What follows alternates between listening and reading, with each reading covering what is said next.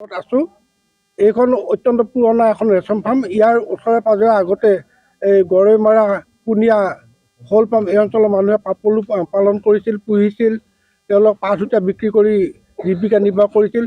কিন্তু এই পুনিয়া ৰেচম ফাৰ্মখনৰ জৰাজীৰ্ণ অৱস্থা হৈছে। ইয়াত জহি খহি গৈছে। ইয়াত যিখিনি চৰকাৰী নথি অনুসৰি 188 বিঘা মাটি আছিল, ইয়াৰ মাটিত বেদখল হৈছে। পুনিয়া ৰেচম ফাৰ্মত যি কৰ্মচাৰী থাকিব লাগে কৰ্মচাৰী নাথাকে। এজন চতুৰ্থজনী কৰ্মচাৰী আছে, তাক বাহিৰে ইয়াত বিষয়া পৰ্যায়ৰ কোনো কৰ্মচাৰী নাথাকে। আৰু গোটেই এৰিয়াটোত কি হৈছে মানে ইয়াত এটা মদৰ ঘাটি হৈছে। সন্ধিয়া হ'লে ইয়াত মদ খাই খানা খাই উদ্ভণ্ডালি কৰে। এনেকুৱা ধৰণৰ কিছুমান দুষ্কাৰ্য চলি থাকে।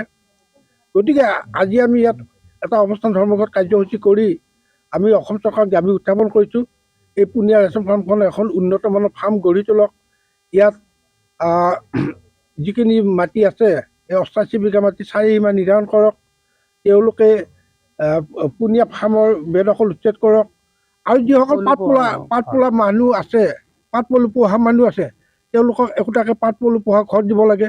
কাৰণ ঘৰ তেওঁলোকে এতিয়া 1,50,000 টকাকৈ ঘৰ আহে। এটা ঘৰৰ নামত শাল আহে, তাৰপিছত আপোনাৰ সূতা কটা মেচিন আহে। ইয়াত সূতা কটা মেচিন, শাল এইবিলাক একো নাই। চব ভাঙি চিঙি গৈছে, নে বিক্ৰী কৰিছে আমিও তাকো নাজানো। কাৰণ ইয়াত কৰ্মচাৰী বিষয়া পৰ্যায়ৰ কোনো কৰ্মচাৰী নাথাকে। গতিকে গোটেই ঘটনাটোৰ ওপৰত ফাৰ্মখনত চলি থকা যিখিনি দুষ্কাৰ্য তাৰ ওপৰত তদন্ত কৰিবৰ কাৰণে আমি চৰকাৰৰ ওপৰত দাবী উত্থাপন কৰিছোঁ। এতিয়া অৱস্থান ধৰ্মঘট কৰিবলৈ বাধ্য হ'লোঁ লোকৰাই গাঁও পঞ্চায়তৰ অন্তৰ্গত পুনিয়া ৰেচম ফাৰ্ম। কাৰণ ইয়াতে ৰাইজৰ এটাই ক্ষোভ, মানে ইয়াতে ৰেচম ফাৰ্মখন আছে কিন্তু ইয়াতে তেওঁলোকে সা সুবিধা একো নাপায়। গতিকে তেওঁলোকে কৈছে যে ইয়াতে এখন ৰেচম ফাৰ্ম আছে, আমি যদি একো সা সুবিধাই নাপাওঁ, মহিলা সবলীকৰণ হৈ আছে বুলি চৰকাৰে কৈ আছে। এটা বিভাগ চৰকাৰে দায়িত্ব দি থৈছে।